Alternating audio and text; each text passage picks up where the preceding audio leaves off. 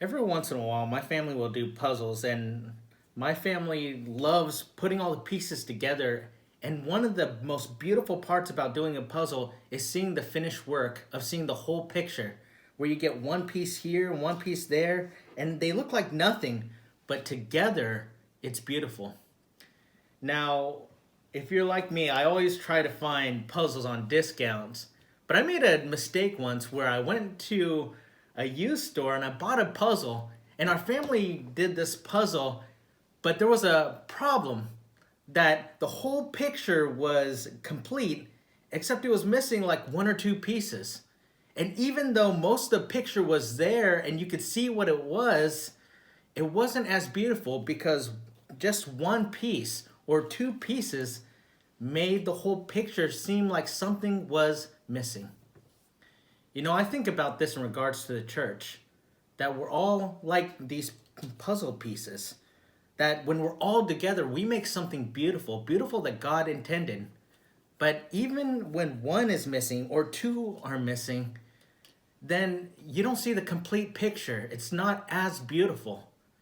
That's why it's so important for every church member to realize that you're important and valuable to the whole picture of the church.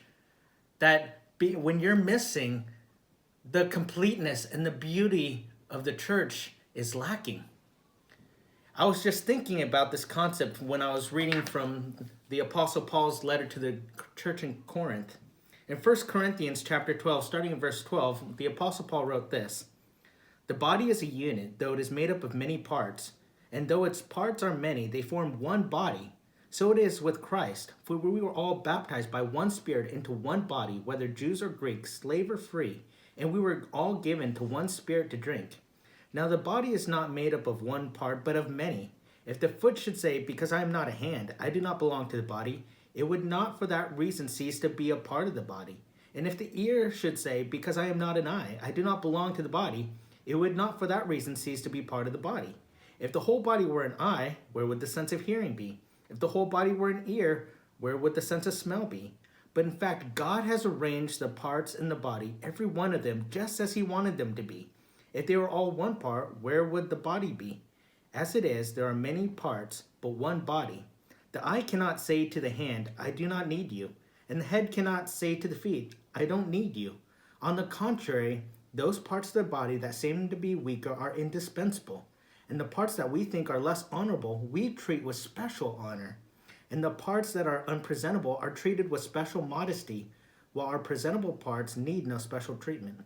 But God has combined the members of the body and has given greater honor to the parts that lacked it, so that there should be no division in the body, but that its parts should have equal concern for each other. If one part suffers, every part suffers with it. If one part is honored, every part rejoices with it. Now you are the body of Christ, and each one of you is a part of it." I want you to realize that you are a part of the body of Christ, that you're arranged just as God intended, just like a puzzle maker, and that when you're missing, we're incomplete. But when you're a part of the body, we give you honor, and we acknowledge how much we need you. So today, I want you to realize that each one of us are a puzzle piece. And when we're all together and we're all loving each other and we're honoring each other, then we see the true beauty and picture that God intended for his church.